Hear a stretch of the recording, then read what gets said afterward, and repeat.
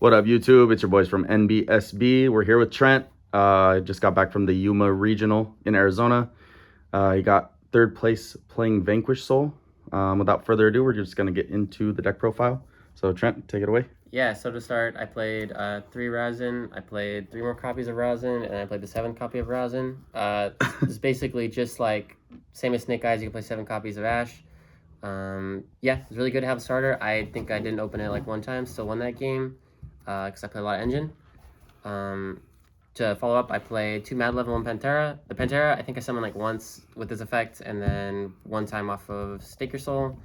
And then the Mad Love was really good. I used the bounce effect like twice. It was really, really good. You don't need a third one because you don't really care about the cards you search with it that much.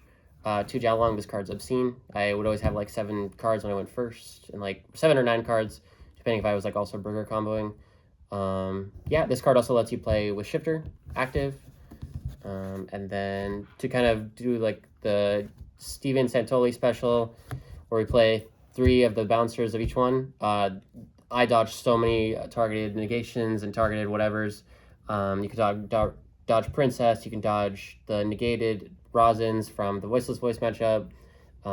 There's a lot of just targeting stuff that you can dodge with this, so it's really strong. It also lets you get more attributes. Like I'm searching Caesar with Jalong on my turn. If I already have the trap, or on my opponent's turn, that way I could just have infinite amount of attributes. I could always have all my attributes live, which was awesome for the trap. The trap was just like solo carrying me every game. And obviously 3 stake. I didn't draw so much. I kind of wish I did, because sometimes I just really need the last extender. I wish I could kind of see this more, because sometimes it was just like the second push I needed in a really hard game. But yeah, you gotta play it because it's good engine. And then just the 2 trap, the 1 trap and the 1 spell. I didn't really activate this so much either, because I just didn't really need to. I was winning my games with Shifter and just like pure engine a lot by itself. And then obviously this conflicts with Shifter, so it doesn't come up that much. I added back more than I summoned back. Just because having the attribute was more important. And then this was by far the best card in my whole deck. I really, really, really love this card. This beats Snake Eye. They really can't recover from being their Gargeki on their opponent's turn, or their turn. This lets you go for game if you don't need to trigger it. This lets you deal like a lot of damage. This is just overall really insane card. It won me a lot of unwinnable games. Just drawing it was also like insane. So I wouldn't regret playing that card. It's awesome. And then I played the cash cards, so 3 Fenrir, 1 Rysar, and then the 1 Pressure Planet. I side the Pressure Planet a lot, but it was good. It's just like the 40th card. I don't know really what play this spot. I thought about Called By, but I didn't really want to draw Called By because I just call the attributes. This guy was glued to my hand the whole day. I swear he was in every hand, but having the fire was always awesome. It was like, it just made game way easier with Jalong, so that was really amazing. Yeah, and then also having the rank 7 access was awesome. And then this is like the MVP. I drew this quite a bit, which is probably a good contributor to why I won some of the games I did. This is just turns off. Great job not banning it, Konami. It's really totally fair and not ban worthy at all. And then I played through Ash because it's an attribute. I don't really think hand traps in this deck are like that crazy.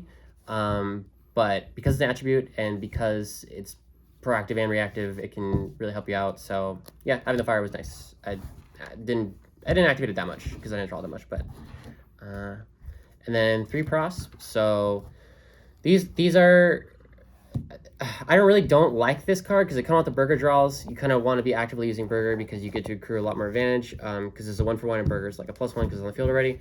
But I mean, sometimes you just really need to get a raise, and sometimes you really need to get the last attribute. It wasn't so much sometimes just add a raise, it was just add a specific attribute. Sometimes it was add to Ash, or sometimes it was add trap if I got like a bunch of hand traps on a res and I couldn't prevent from being negated. And then the kind of spice for the regional, I don't know if it was that good. I didn't draw it that much. I only activated it a few times. It was Retaliating Sea. I didn't play the Contact Sea, but Retaliating Sea is in theory kind of cool against Snake Eyes, because if sometimes if their hand's kind of weak, they just go Witch into original and then original send. You just summon this and they can't really do anything from there because you can't send cost. I don't know. It's kind of weird. If it was, I could guarantee play against Melodious, guarantee play against like Chimera or one of those decks. Be insane, obviously, or branded. I did draw it against a few people who, like, against one original guy, because I played one against one Snake Eye, and it just happened to work that way, which was cool, but I don't know how exceptional it was. I might just side it with the Contact C, because the Contact C is insane against Smash, was insane against. But yeah, that was it for the. I played a 40 in the main. That was kind of it for the main. I really, really like having just the crazy amount of attributes. Always have my cards live. And then for the extra deck, I played 3 rock. I think I never went into third, but it was there for sure. One time I got unicorn. One of them, my opponent was like, whoop, unicorn, and then still had 2, so it was good. Yeah, want to say I didn't really summon the extra deck that much, and I didn't even always summon this card because you always have these big guys that you don't want to link off. Hita didn't summon. Phoenix, I thought about summoning, didn't summon it. SP was cool when I used the Dark Arm Dragon guy in main phase 2 and didn't want to make a Zeus with it. So then I would pop 2 cards and then link off a Vanquish Soul and that into SP and then get an additional banish. So that was cool. That happened once. Abyss Dweller was good against Branded when I needed to clear Cordis, because Cordis is the only card you struggle with. All the other cards are fake, especially under Shifter. This card was broken. I summoned this quite a bit, actually. I summoned 2 Burgers one time. It was really, really good. It clears Snake Eye stuff. It clears Voiceless stuff. It's just overall, popping 2 cards is really crazy. Typhon, I summoned this twice. Every time it came up, it was awesome. This card rocks. If you can put in your extra deck, you should play it. Didn't summon. Wanted to summon it because he had like so many cards in his hand, and I just need to clear his board. But he interacted with me, so I had to bounce level 4 and she could make it. Busca, this is just for flu, I think. I don't think you really need this against other matchups. You can bid it against Branded, but you already have such a good matchup into Branded with everything now in the format how it's developed. You don't need this, and you can win through getting bid, so you're not gonna summon it anyways. So yeah, it's mostly just for flu. I didn't summon this, but it's there when you need it. When you need to search Rosin, it's really not good when you need to search it through normaling, but you need the Rosin for the follow-up. And then I just played the Zeus package with the Zodiacs. In theory, it could have been good. I wanted to summon it once against Voiceless, but it made it really hard to... They make it really hard to get to this because you're just kind of forced to bounce some stuff against that matchup because they're going to negate the Rosin, so you want it back in your hand. It's just really hard to get 2 level 4s on board. Theoretically, if you can stick a Rise Heart or stick Rise Heart with like a Pantera or something, that could be really good, and then you can commit your normal summon after it or something like that. But yeah, I'd probably still play it. Everything in this deck I probably still play. Maybe you could play 2 Zeus, but 1 didn't even come up, so I don't know. Nightmare Phoenix is also good. Mainly it's just 3 rocks and Dark Armed, I think, were like the MVPs, and Typhon. For side deck, I played 3 Bell. I love this card. I think this card is exceptional. It's not good in every matchup, but especially on a regional level, there's so many weird stuff, plus it's an Earth, so that just makes it like doubly good. Maybe move forward in my main, who knows. There's a lot of great options in the Retaliating Sleeve slots, but this card was like exceptional. Every time I drew it, I was like really happy that I drew it, especially against Voiceless. There was a lot of that this weekend.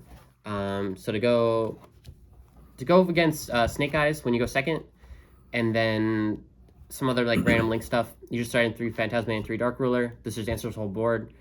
This makes it Second Princess you, and then this just clears the whole board anyways. So yeah, you can also side in the next card instead of this against Snake Eyes if they're playing Melodious Snake Eyes. But I think this card was really, really good when I drew it, and then I didn't draw this, but I really wanted to sometimes. It would have helped me a lot to draw it, so I would continue to play these. And then another MVP was Gravecube Inscription. This card is broken against Tempai. This card is broken against Snake. It's decent against Voiceless. It's all right. It's good against Chimera. It's good against like every deck in the format, honestly. I would side in every matchup is going first.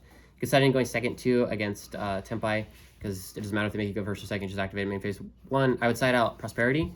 I would side out like 1 or 2, or maybe sometimes 3, because obviously you can't draw until it's Prosperity, so you just want to start with this. So that would just get swapped out. But yeah, I'd play this like every single time. This is kind of one of the advantages of playing the deck, because you can play cards like this that just kind of like turn off format decks.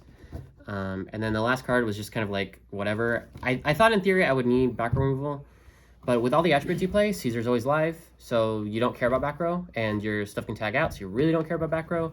Lab is also a really good matchup because you play Ash, you can side Bell. So this was, I guess, maybe just for Runic Fountain, or like really sticky floodgates, like Goes in Rivalry. But like they're gonna have Goes in X amount of time, you're gonna have Cosmic X amount of time, so maybe that's not like great logic, and you should just play for like a card that's gonna like actually win you the game guaranteed when you activate it. I'm not sure what that would be. I saw about them playing Power Sink Stone. I really don't think you need going first cards. I think the problem with this deck is sometimes going second. So maybe like board wipes like Regeki, Dark Hole, or possibly you could play an extra deck like targets for Metaltronus, which was something I deeply considered and I might still consider. But yeah, some of the advantages of playing this deck is you have a really crazy extra deck space, so you can play whatever you want. So this could be other stuff for that, related to that. So yeah, I don't know. I don't think back removal in this deck is that great. But this deck is awesome. And yeah, I really like playing it. Big shout outs to Rare and Sleeveless Card Store.